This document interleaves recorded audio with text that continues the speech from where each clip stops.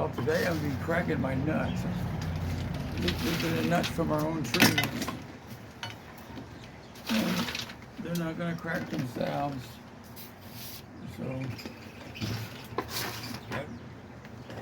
So the only way I'm going to get the meat out of these nuts is if I start cracking. So got to crunch, and get them ready to get the meat out. This type of, well, when it cracks that quick, they're all dried out inside. I crack it, but not too much, because I want to keep the whole meat. I mean, there's always some, well, that one's rotten. And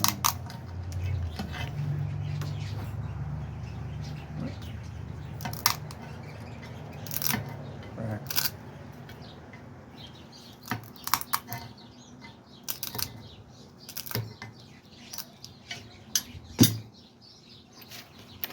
I got a little tiny screwdriver, comes in handy because some of this shell I can get the end of it off, and then I got to pry it in half. There's a little bit of like a vein in there. If you don't get it out, it'll have a bitter taste to the pecan. Not every one of them has it, but it's actually part of that inner division line that sometimes when I go to get this one out, I wind up splitting the pecan in half. But I hate that bitter taste, so I gotta get it out of there. Well, this one I cracked too much, so this one's gonna be pieces.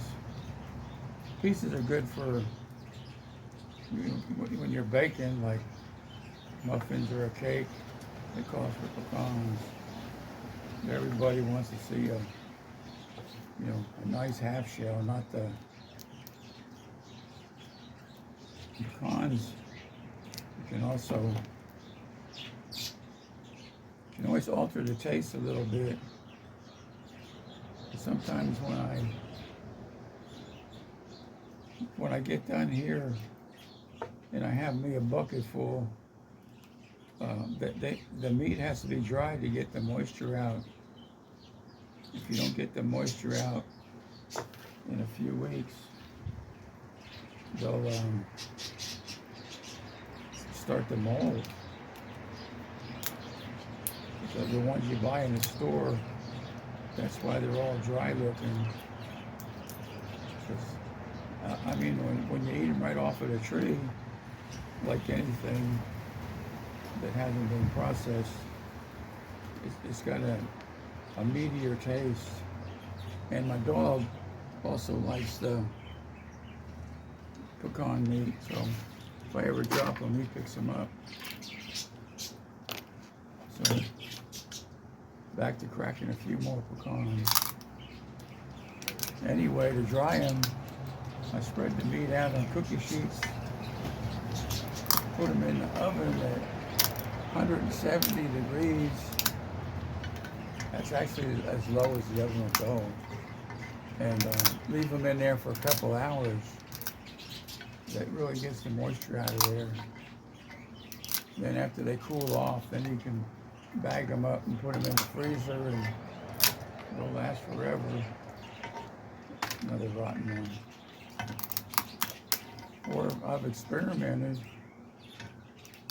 and when I put them out in a cookie sheet, because they still got moisture in them, I'll take a water bottle, spray a mist of water on them, not to make them more wet, but you can sprinkle some fine sugar on them.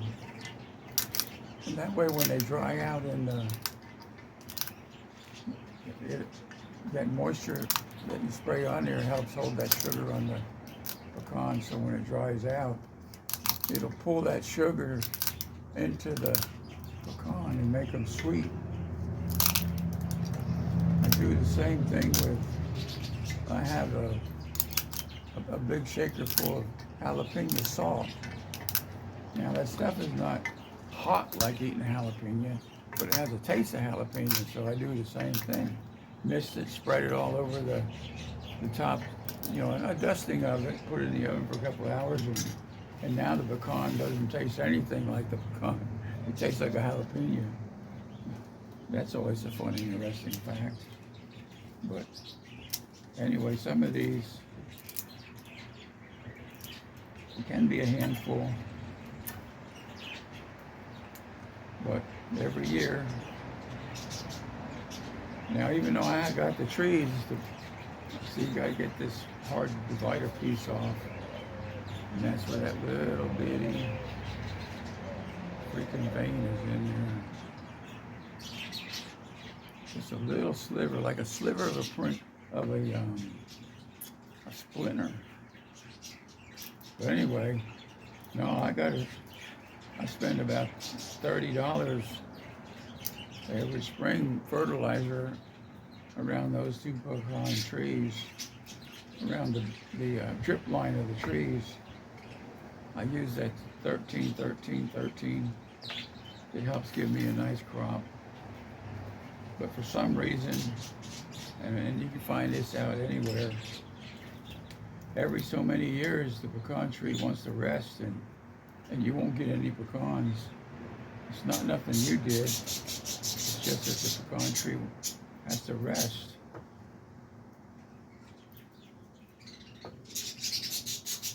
Now some people take these pecan shells, they'll keep them and throw them in the barbecue pit or the charcoal grill when they're cooking, and give the meat kind of a pecan smoky flavor.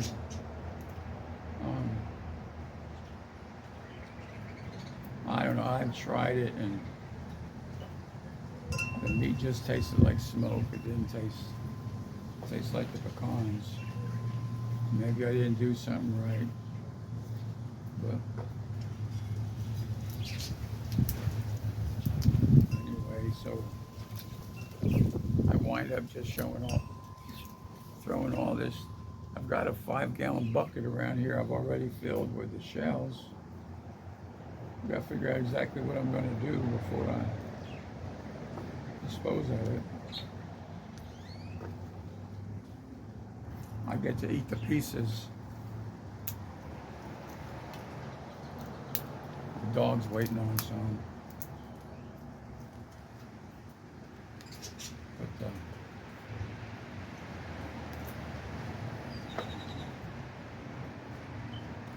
so it lives in between the two, and that little sliver is right in the spine of that pecan. Let me see if I can get a better showing for you.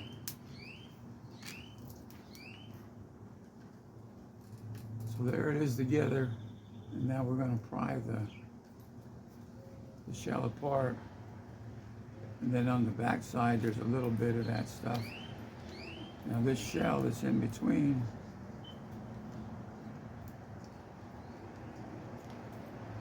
there's a little groove in here, like a little canyon, and if it's too tight, it'll hold that vein of wood in there, that splinter, whatever you want to call it. This one's got it right in here. So I gotta have this little screwdriver. Instead of deveining the shrimp, I'm deveining the pecan. These are called the soft shell pecan. I can actually break them in my hand, but I'm not gonna break the 10 gallons of pecans in my hand. So I use that cracker, that cracker. Now, some people use the kinetic ones with a rubber band and smash it, but because these are the soft shell, that would really destroy them. Before we got that nutcracker, That's what this hammer was for. But then sometimes you hit too hard, and sometimes you hit too light. Let me get one here.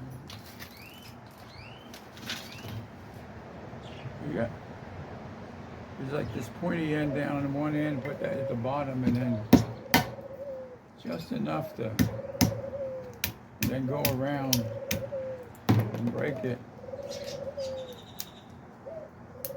I mean, that's one way of doing it, but I like that nutcracker.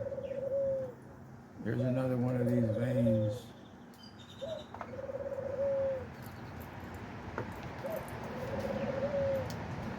Anyway, when you've got quite a few gallons to do, now this one's a little overdone, but the dog likes them.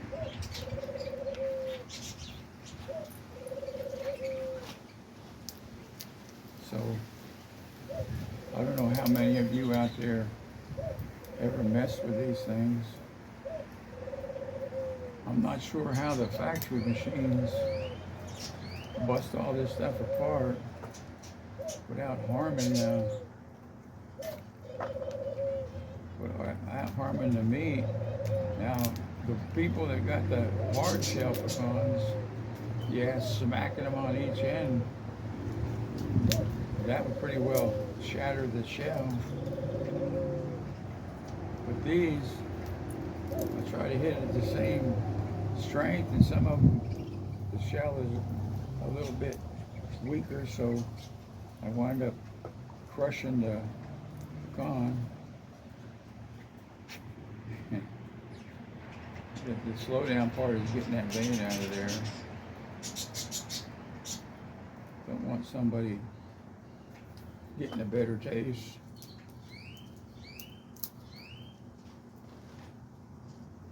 Well, here's another one that's a little overdone, but I give it to the dog. Now I gotta clean up my mess.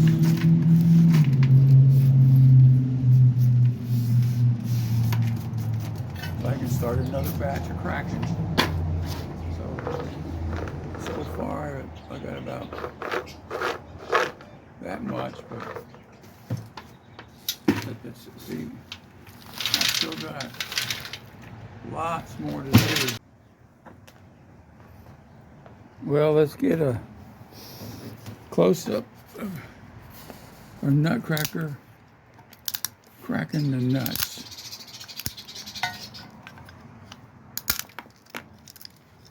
Well, that one's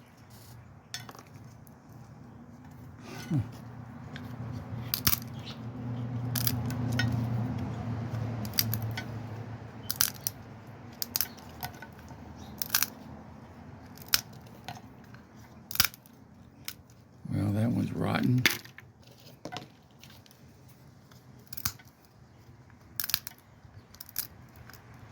But now, this little baby one,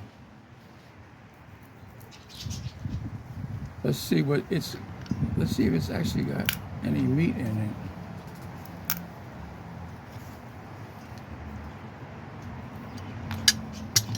Let's see. By golly, well, kind of chipped that piece off, but let's see if we can salvage. Well,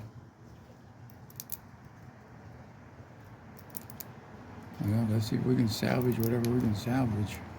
But this is a tiny little